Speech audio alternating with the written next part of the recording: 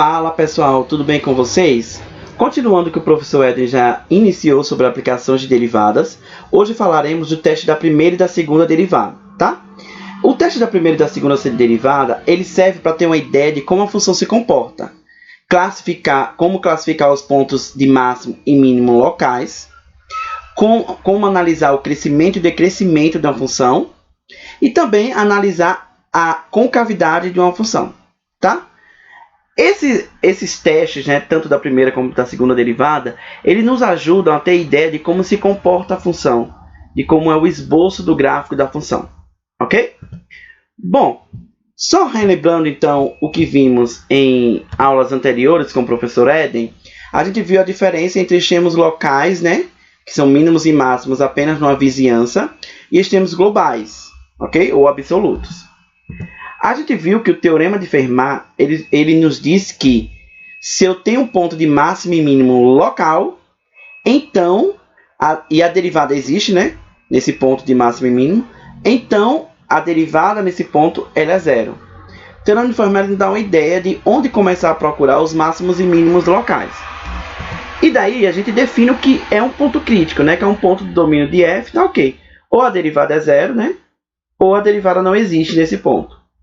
E daí, com os pontos críticos na mão, a gente vê que esses pontos críticos são os candidatos a máximo e mínimo local de f. Pois se f tem um máximo ou mínimo local em C, então C é um número crítico. Tá? Lembrando que, então a gente já sabe onde procurar os máximos e mínimos locais, nos pontos críticos. Basta a gente saber agora como classificar. A gente encontrou os pontos críticos. Bom, como saber se ele é máximo ou se ele é mínimo local? Ok? Então, hoje a gente vai dar uma caracterização para isso, beleza? Bom, a gente viu também que se eu tenho uma função contínua no intervalo fechado, ela possui um máximo e um mínimo global, tá? Para funções de domínio qualquer, a gente não tem garantia, a gente tem que analisar caso a caso, função a função, às vezes a gente consegue identificar que aquele mínimo que a gente contou local ele é global, mas a depender das características da função. Mas se eu tiver definido no intervalo fechado, a função contínua, ela tem um máximo e um mínimo global. E como que a gente acha isso? Bom, a gente acha, ou ela é um ponto crítico, né, pelo método de intervalo fechado, ou os máximos e mínimos estão na extremidade. Beleza? Bom, só relembrando coisas do início do curso, uma equação da reta ela tem esse formato, né, onde m é o coeficiente angular da reta. Se m é positivo, então a função ela é crescente, né, a reta é crescente. Se for negativa, a reta é decrescente. Tem só lembrando. Lembrando também que se uma função ela é dita crescente no intervalo, se eu pego dois números, um menor que o outro, a imagem continua menor, ok? E ela é decrescente se eu pegar esses números, um menor que o outro, e a imagem for maior, beleza? Bom, e daí a gente tem o teste de crescente e decrescente. A gente agora vai usar a primeira derivada para analisar se a função ela é crescente ou decrescente. Então, o que diz o teste de crescente e decrescente? Primeiro item diz o seguinte: se a derivada da função ela é positiva em um determinado intervalo, então f é crescente nesse intervalo. Segundo item, se a derivada for negativa no intervalo, então f é decrescente nesse intervalo. Okay? Então, como que a gente analisa o crescimento e decrescimento da função? Olhando o sinal da derivada. Tá? Para demonstrar esse resultado, a gente usa o teorema do valor médio. Tá? Eu vou provar o primeiro para a gente ter uma ideia de como que fica a demonstração. Bom, o que é que eu quero provar? Eu tenho a hipótese que a derivada é positiva no intervalo e quero provar, chegar ao resultado de que f é crescente nele. Então, se eu quero provar que uma função é crescente, eu pego dois números no intervalo, x1 menor que x2, e quero chegar na conclusão que f de x1 vai ser menor que f de x2. Bom, essa minha derivada, ó, f é diferenciável e contínua nesse intervalo, x1, x2, que eu montei. Peguei esses dois números e montei o intervalo, tá? x1 é menor que x2, consigo fazer isso. Como a derivada é maior que zero nesse intervalo, então ela existe aí, beleza? Então ela é diferenciável, em particular ela é contínua no intervalo fechado x1, x2. Então, pelo teorema do valor médio, tem um elemento c no intervalo x1, x2, tal que isso aqui acontece, não é isso? f de x2 menos f de x1 é igual a derivada no ponto C, x2 menos x1. Mas daí, olha gente, a derivada no ponto C ela é positiva. porque se é um ponto desse intervalo e a função fala que a derivada é positiva nesse intervalo, por hipótese. x2 menos x1 é positivo também, concordam? Então, f de x2 menos f de x1 é positivo, porque se esse lado é positivo, o outro também vai ser. Ó. Ou seja, f de x2 menos f de x1 faltou aqui, tá, gente? É maior do que zero. O que implica, né, trocando de lado aí, que f de x1 é menor que f de x2. Ou seja, a gente provou que f é crescente nesse intervalo, tá? Provando esse primeiro item. O segundo é de forma análoga, tá? Só que você vai chegar na outra conclusão, né? Na conclusão com o sinal da desigualdade trocado aqui, ok? Bom, e daí eu trouxe essa figura para a gente explorar um pouco ela. Então vamos lá. Analise essa função no intervalo de A até E. Note que nesse intervalo aqui, ó, de A até B, a reta tangente ela tem coeficiente angular positivos, né? Ou seja, a derivada nesses pontos aqui de A até B ela é positiva. Beleza? Derivada positiva, função crescente. Lembram? Pelo teste anterior. Aqui a derivada é zero, né? Ela é um ponto estacionário, que a gente chama de derivada zero. Depois desse ponto zero, a inclinação da reta começa a ficar negativa. Então, a derivada é negativa nesse intervalo, porque a inclinação dessa reta tangente é a derivada no ponto, né? Em cada ponto aqui. Depois tem outra derivada zero. Função crescendo também derivada positiva. Beleza? Aqui, a derivada não existe, tem um bico ali, né? Então, ó, ponto crítico aqui, porque a derivada não existe. Ponto crítico aqui em C, porque a derivada é zero. Ponto crítico aqui em B, porque a derivada é zero. Ok? O que aconteceu, gente? Só para a gente ter uma ideia do próximo resultado. A função estava crescendo, chegou no ponto crítico, a derivada é zero, e depois ela decresceu. Nesse ponto B, ela mudou de crescente para decrescente. Então, o que a gente pode afirmar sobre esse ponto B, que é um ponto crítico? Bom, a gente pode afirmar que ele é um ponto de máximo local. Beleza? Além disso, olha só, nesse ponto C, a função muda de decrescente para crescente. Ó, decresceu, parou aqui, cresceu.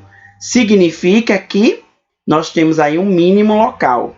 Aqui é um ponto onde a derivada não existe, tá? Então, ó, a função cresce, nesse ponto da derivada não existe, ela decresce. Então, ponto de máximo local também, né? Aqui nesse intervalo, como é fechado, ela tem um máximo global, que é esse daqui, né? Esse máximo local foi global, ok? Esse mínimo local não foi global, porque tem um ponto que tem imagem menor que ele, ok? Então, isso nos leva a intuir o teste da primeira derivada, ok? Então, beleza, você pegou, calcula os pontos críticos da função. E daí você monta os intervalos, tá? Se f mudar de positivo para negativo, se a derivada mudar de positivo para negativo, ou seja, ela estiver crescendo, depois decrescendo, então C é ponto de máximo local. Tá? F tem ele é maximizador, né? F tem um máximo local no ponto C. Se o sinal da derivada mudar de negativo para positivo, então F tem um mínimo local em C. Ok? Agora, se a derivada não mudar de sinal, poderia acontecer, né? Da derivada não mudar de sinal. Então, F, ela não tem nem máximo nem mínimo local nesse C. É o caso que acontece aqui com a função cúbica, a função x ao cubo. Ó. A derivada aqui é positiva, a função é crescente. Chega no zero, a derivada é zero, né? Porque a derivada é 3x² de x ao cubo. Ela é um ponto crítico, mas ela continua crescendo. Então, não houve uma mudança aí de crescimento da função. Então, nesse caso, o ponto 0, né? 0, 0, não é um mínimo local, né? Ele é nem máximo nem mínimo. Isso é para a gente ter cuidado de que nem todo ponto crítico ele vai ser máximo ou mínimo local, ok? Vamos fazer um exemplo, né, para fixar melhor isso que a gente falou. Bom, gente, nesse primeiro exemplo é pedido para encontrar os intervalos de crescimento e decrescimento dessa função f, ok? e classificar os pontos críticos, né? Classificar no sentido de se ele é máximo local, se ele é mínimo local, ou nenhum dos dois, ok? Bom, a primeira coisa, quando a gente vai calcular, analisar crescimento e decrescimento da função, é ver o domínio dela, né? Porque isso pode nos ajudar. Então, ó, o domínio da função f é todos os conjuntos de números reais. Por quê, né? Porque f é um polinômio, beleza? Bom, para analisar os intervalos de crescimento e decrescimento da função, a gente precisa encontrar os pontos críticos, ok? Bom, os pontos críticos da função são os pontos onde a função a derivada é zero, né? São os pontos onde a função tem derivada zero, ou são os pontos onde a derivada não está definida. Então, a primeira coisa que eu vou fazer é calcular a derivada da função. Então, a linha de x aqui é da 12x ao cubo menos 12x quadrado menos 24x. Beleza? Se vocês observarem, a gente pode fatorar essa expressão colocando o x em evidência, ok? Então, vai ficar 12. Na verdade, eu posso colocar o 12x em evidência, né? 12x vai ficar x ao quadrado menos x menos 2. Beleza, gente? E daí, note que a derivada da função é um polinômio. Então, ela está definida para qualquer valor real, ok? Então, os pontos críticos, nesse caso, se reduzem aos pontos que anulam a primeira derivada, né? Porque a derivada está definida para qualquer número real, que é o domínio de f, beleza? Então, para encontrar os pontos críticos, o que é que eu vou fazer? Eu vou pegar a minha derivada igual a zero.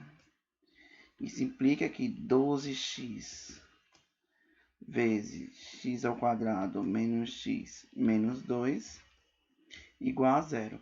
O produto de duas funções iguais a zero implica que ou 12x igual a zero ou x ao quadrado menos x menos 2 igual a zero. Beleza, gente? Essa primeira parte aqui é fácil de resolver, x vai ser zero. Aqui é uma equação do segundo grau, né? Cujas raízes são menos 1 e 2. Beleza? Portanto, temos 3 pontos críticos, ou números críticos, né? Tanto faz. 3 números críticos.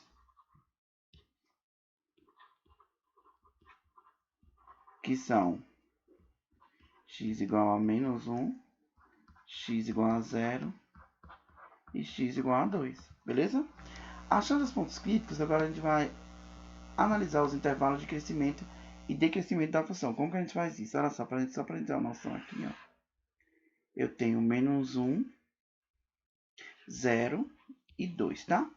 Então, eu vou analisar nesse primeiro intervalo como se comporta a função, que é o intervalo menos infinito a menos 1, depois de menos 1 a 0, depois de 0 a 2, depois de 2 a infinito, ok? Então, vou fazer essa análise. Bom, eu posso ver aqui, ó, como esse polinômio tem raízes menos 1 e 2, eu posso escrever a derivada na forma mais fatorada, que é x menos a primeira raiz, x menos a segunda raiz, tá? Só para ficar mais fácil a gente analisar o sinal dela fatorada. Então, eu coloquei aqui, ó, a derivada é essa expressão aqui, e eu dividi ela aqui, ó. Coloquei. Eu vou analisar o 2x, o x mais 1 e o x menos 2. Depois vejo qual é o sinal da derivada fazendo o produto, tá? Então, tem quatro intervalos a ser analisado. Menos infinito a menos 1, menos 1 a 0, 0 a 2 e 2 a infinito. Beleza?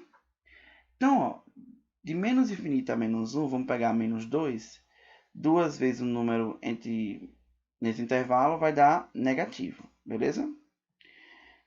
Se eu pego faço a mesma coisa para essa expressão, x mais 1 vai dar negativo também, não é isso? Agora, eu vou pegar e colocar aqui, ó, um número também vai dar negativo, um número nesse intervalo. Vou pegar menos 2, né? Só para a gente ter uma ideia. Então, quando eu fizer a multiplicação, que a derivada é a multiplicação desses três termos, é menos com menos dá mais com menos dá menos.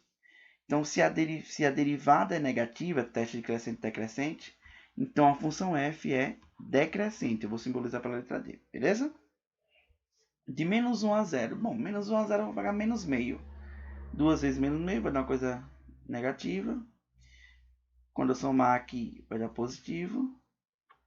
E aqui vai dar negativo. Então, ó, menos com mais dá menos com menos dá mais. Então, a função é crescente aqui. De 0 a 2 eu vou pegar 1, tá? Aqui dá positivo. Aqui dá positivo. E aqui dá negativo. Então, quando eu fizer o jogo dos sinais, vai dar negativo. Derivada negativa, função decrescente, tá? 2 ao infinito vai dar positivo, positivo, positivo. Pega o número 3, por exemplo. Então, ela vai ser crescente. Então, ó, ele pede os intervalos de crescimento e decrescimento. Então, ó, a função ela vai ser crescente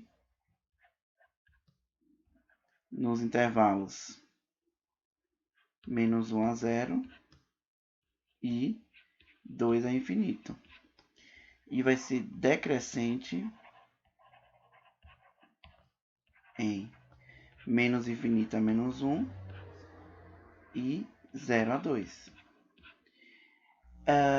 Daí a gente pode tirar os pontos de máximo e mínimo já, tá? Só para ilustrar aqui, ó. A função decresceu e cresceu. Então, a função aqui, ó, ela tem um mínimo, do teste da primeira derivada, né? Tem um mínimo em menos 1. Mesma coisa aqui, ó, cresceu, depois do zero, ela decresceu de 0 a 2.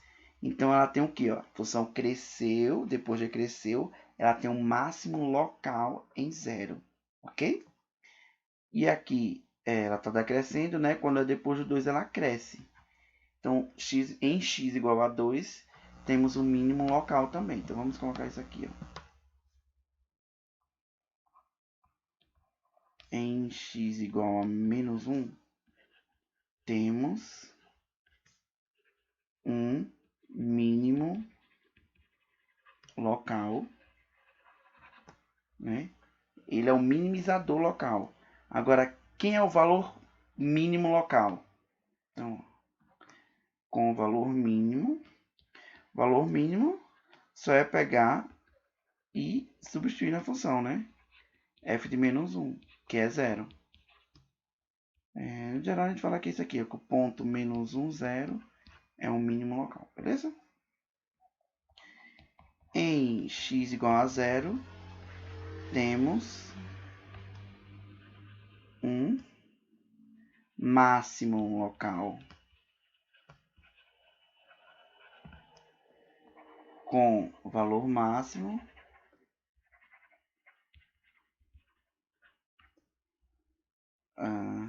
f de 0. F de 0. Fácil substituir, lá vai dar 5, né? Vai zerar tudo, sobrar só o 5.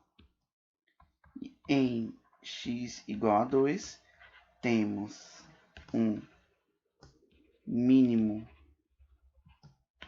local com valor mínimo f de 2, que dá menos 27. Ok, gente? Então, pessoal, só para a gente ter uma ideia geométrica desses cálculos que a gente fez agora, né? Eu plotei aqui o gráfico dessa função que a gente resolveu aqui no GeoGebra. E a gente vê aqui, de fato, ó, esse ponto é o mínimo local, que é o menos 1, 0, né? Por que ele é local, né? Ele é só o mínimo próximo dele, né? Aqui eu tenho um ponto de máximo local. Ele não é global, porque a gente vê aqui que quando x vai para infinito e para menos infinito, a função ela cresce indefinidamente, né? Só olhar para a maior potência, ela fica tão grande quanto eu queira. Então ela não tem um máximo global nesse caso, essa função, né? Só um máximo local. Esse ponto 2 menos 27, ele é um mínimo local que a gente viu. E ele é global também, ó. Não tem nenhum outro número que tem imagem menor que menos 27, né? Que é Então, o ponto 2 menos 27, além de mínimo local, ele é global. A gente vai estar sempre olhando para máximos, mínimos, a gente fala de concavidade, para as assíntotas, comportamento quando a função ela vai para mais infinito e menos infinito, a gente vai sempre olhar isso e vai ter uma ideia de como fica o esboço da função, que são os próximos passos que a gente vai dar, né? Fazer o esboço de curvas usando esses resultados, primeira derivada e posteriormente a segunda derivada. Bom, pessoal, agora a gente vai ver como que a segunda derivada ela afeta o gráfico.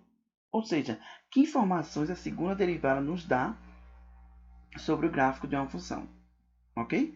Primeiro a gente vai para duas definições, que é quando que uma curva ela é côncava para cima, o gráfico de uma função, né? E quando que ela é côncava para baixo, ok? Em um determinado intervalo. Então, se o gráfico de uma função f ela estiver acima de todas as tangentes, num determinado intervalo, a gente fala que esse gráfico é côncavo para cima. Se o gráfico de f estiver abaixo de todas as tangentes, num determinado intervalo, então ela é dita côncava para baixo. Essa função que a gente tem aí, a cúbica, a gente vê que antes do zero a função é côncava para baixo, porque se eu traçar em cada ponto todas as tangentes, a curva fica abaixo dessas tangentes. Chega no zero, há uma mudança de concavidade, né? A gente vê que depois do zero, essa função é côncava para cima, porque as tangentes ficam toda abaixo do gráfico, né? Ou seja, o gráfico fica acima das tangentes. Bom, e daí como que a gente testa a concavidade, não encontra os intervalos onde uma determinada função ela é côncava para cima ou côncava para baixo, tá? Usando o teste de concavidade. E esse teste da concavidade usa a segunda derivada. Então o resultado é o seguinte: se a segunda derivada é positiva num determinado intervalo i, então a gente fala que o gráfico de f é côncavo para cima, nesse intervalo i. Se a segunda derivada é menor que zero, é negativa num determinado intervalo, então o gráfico é dito côncavo para baixo. E daí tem uma caracterização para esses pontos, como na cúbica que a gente viu, que no zero é mudada a concavidade da função. Daí tem um nome para esse ponto, né? A gente fala lá que o ponto 00 é um ponto de inflexão. Então, o que é um ponto de inflexão, professor? Um ponto numa curva y igual a f de x é dito ponto de inflexão se f é contínua nesse ponto P, tá? E a curva mudar de côncava para cima para côncava para baixo, ou vice-versa. Então, o ponto de inflexão é o ponto onde a função ela muda de concavidade. Pode ser que uma função não tenha ponto de inflexão, tá? Que ela seja sempre côncava para cima, como uma parábola, beleza? Sempre côncava para cima. E daí você vai perguntar, tá bom, professor, eu vou usar a segunda derivada, mas como que eu vou fazer para analisar esses pontos de inflexão? Bom, primeiro notar nesse exemplo, ó, função côncava para cima, para baixo, desculpa, porque ela fica abaixo de todas as tangentes que eu traçar. Aqui tem a mudança, esse ponto é chamado de ponto de inflexão, né? Que ela muda de côncava para baixo para côncava para cima. Então, o que você faz para encontrar os pontos de inflexão? Encontra a segunda derivada. Ótimo. Segundo passo, encontre os pontos de domínio de f que anulam a segunda derivada ou onde a segunda derivada não existe. Encontrou esses pontos, divide os intervalos como a gente fez no crescimento e decrescimento, só que agora para a segunda derivada, ok? E vai fazer o teste da concavidade. Você vai ver em quais intervalos a função a segunda derivada ela é positiva ou negativa, tá? Vamos a um exemplo que fica melhor, né? Para entender e aprimorar esses conceitos. Bom, pessoal, então nesse exercício é pedido para examinar a curva com relação a crescimento, máximos e mínimos locais, concavidade e pontos de inflexão, tá? A gente vai fazer todo um estudo nela e vai usar essas informações para fazer um esboço da curva, beleza? Então vamos lá. Primeiro de tudo, domínio da função, né? Bom, o domínio dessa função é os reais, porque é um polinômio, beleza? Segundo, vamos analisar crescimento e decrescimento, a gente precisa da primeira derivada, beleza? Então, ó, então coloca aqui crescimento, decrescimento. Primeira derivada dessa função, simples derivada também, é um polinômio, né? 4x ao cubo menos 12x ao quadrado. Ok? Fatorar aqui para ficar mais fácil, eu vou colocar 4x ao quadrado em evidência. Então vai sobrar só x, 12 por 4, 3, né? Os pontos críticos são os pontos que anulam a primeira derivada ou onde a primeira derivada não existe. Note que aqui, ó, eu até falei, foi o mesmo na outra, né? Mas só com a observação aqui, ó.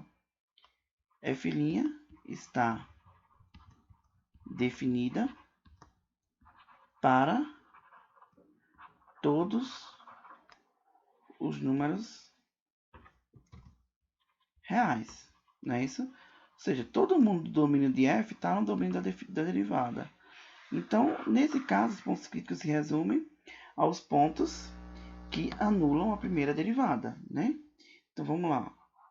Calculando os pontos críticos igual a derivada a zero, que implica 4x ao quadrado sobre x menos 3. O que implica 4x quadrado igual a zero, ou x menos 3 igual a zero. Daqui eu tiro que x é 0, daqui eu tiro que x é 3. Então, temos dois pontos críticos, né? Números críticos. Então, temos dois números críticos, que são x igual a 0 e x igual a 3. Agora, eu vou dividir o intervalo para analisar o crescimento e decrescimento. O que é que eu faço? Coloco o 0 e o 3 foram os pontos críticos. Então, eu tenho três intervalos a analisar, que é o menos infinito a 0, 0 a 3, 3 a infinito. Daí vamos lá. Qual o sinal da derivada e o que é que ela me diz sobre a f. Beleza? Então, de menos infinito a 0, eu vou olhar o sinal da primeira derivada, tá? Eu vou pegar o menos 1, sei lá. Então, bota menos 1 aqui, ó. Aqui vai dar positivo. Se eu colocar menos 1 aqui, menos 1 com menos 3, dá menos 4. Negativo. Então, positivo com negativo dá negativo. A função é decrescente, tá? De 0 a 3 eu vou pegar 1 também, ó. Se eu colocar aqui, dá positivo. E aqui dá negativo. Então, dá negativo novamente. Decrescente. Se eu pegar de 3 a infinito, aí vai dar positivo e positivo. Produto de dois números positivos é positivo também. Beleza? Então, aqui vai ser positivo e a função vai ser crescente. Então, a função, ó, ela decresce aqui, continua decrescendo e só cresce aqui. Note que o zero não vai ser ponto de máximo nem mínimo local, né? Que sempre decresceu nele. Agora o 3 vai ser um ponto de mínimo local, né? Então, ó, x igual a 3, ele, assim, f tem um mínimo local em x igual a 3, beleza? Com o valor mínimo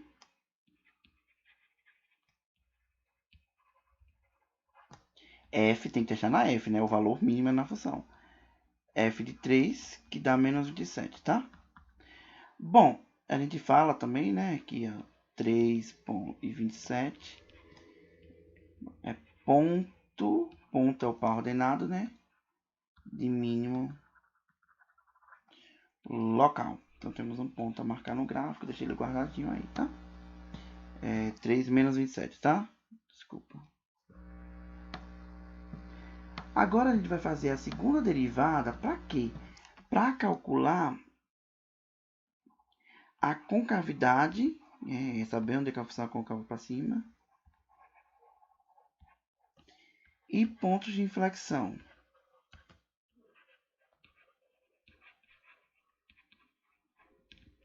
Então, a gente tem, para calcular a segunda derivada, eu derivo a primeira, né? Que é 4x ao cubo menos 12x ao quadrado, tá? Então, a derivada vai dar quanto, ó? 12x ao quadrado menos 24x. Então, ó, segunda derivada 12x² menos 24x. Também é um polinômio, está definido para qualquer número real, que é o domínio de f, né? Então, os pontos candidatos a pontos de inflexão, né, são os pontos que anulam a segunda derivada, não é isso? Então, vamos lá.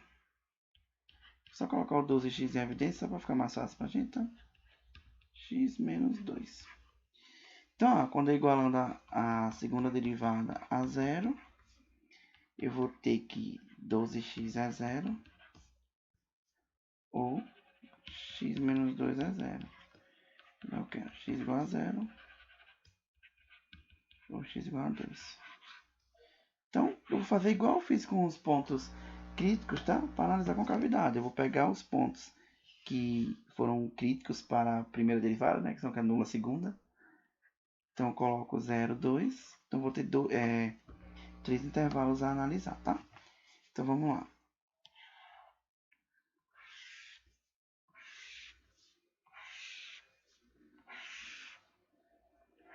Então, vamos lá. Então, ó, o primeiro intervalo que a gente tem que analisar é o intervalo menos infinito a zero. Concordam? Que é o primeiro intervalo aqui, ó, menos infinito a zero. Depois de 0 a 2, depois de 2 a infinito. Não confunda, para a concavidade eu analiso o sinal da segunda derivada. E ela vai me dizer a informação sobre a função f. Ok? Então, ó, de menos infinito a zero, vamos pegar menos 1. Se eu colocar menos 1 aqui na expressão da segunda derivada, vai dar menos 12 e aqui vai dar menos 3. Então, negativo com negativo dá positivo. Então, o sinal da segunda derivada é positivo. Então, a função é côncava para cima. De 0 a 2, eu vou pegar 1 para ficar mais fácil. 12x, 12 vezes 1 dá positivo e aqui dá negativo. Então, positivo com negativo, negativo, côncava para baixo. De 2 a infinito, para qualquer número aí, 10, sei lá, dá 120 e aqui dá 8, positivo.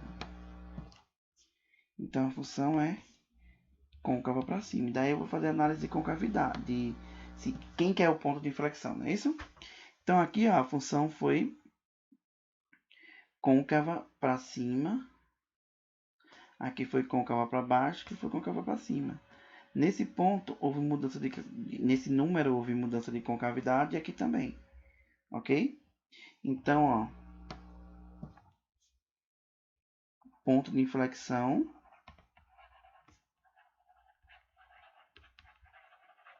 ou pontos de inflexão, né? São dois, 0 e f de 0, estou falando do ponto ao par ordenado, tá, gente?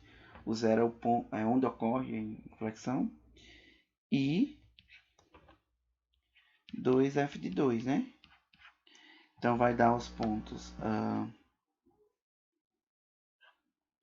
0 se eu substituir na função da 0, 2 se eu substituir na função da menos 16, ok?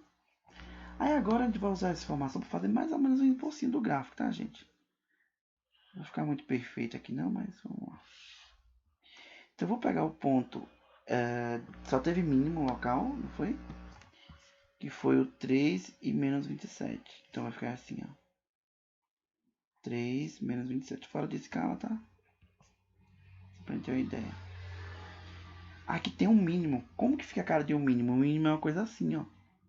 Por quê? Porque ele estava crescendo, decrescendo e depois cresceu, ok? Ponto de inflexão 0, 0. Ó. Antes do 0, 0 era côncava para cima. Chegou aqui e virou para baixo. E o 2 menos 16 também. Nesse ponto aqui, ó.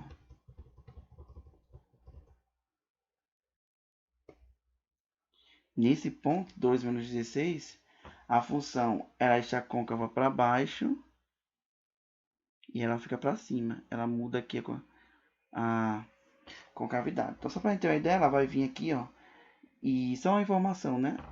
Essa função, como uma potência x à quarta, quando x for para infinito, a função fica muito grande para menos infinito também. Então, ela vai fazer uma coisa assim, ó.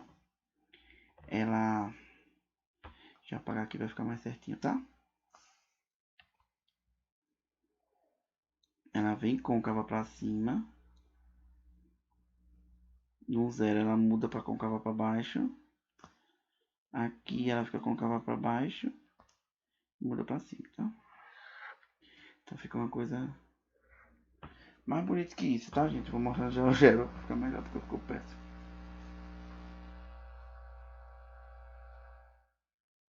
Então, só pra gente ter uma ideia melhor, né? Que eu não sou dos melhores desenhistas, vocês já sabem. Então, eu fiz o gráfico da função GeoGebra aqui, ó. Dá pra ver a função bem côncava pra cima, aqui muda pra baixo. Vai chegar aqui, ó, no 2 menos 16. Ela muda pra côncava pra cima. E aqui a gente tem um ponto de mínimo local, tá? Então, é isso que a gente vai fazer, a gente usar as informações da primeira e segunda derivada para construir gráfico. É claro que na próxima aula, que a gente vai fazer esboço de curvas, a gente vai ver que as assíntotas também contribuem para saber como é o comportamento no infinito, menos infinito, ok? Dentro das coisas que a gente já aprendeu, a gente vai juntar todas as informações para fazer esboço de curvas, tá? Então espero que vocês tenham gostado. Até o próximo vídeo. Valeu!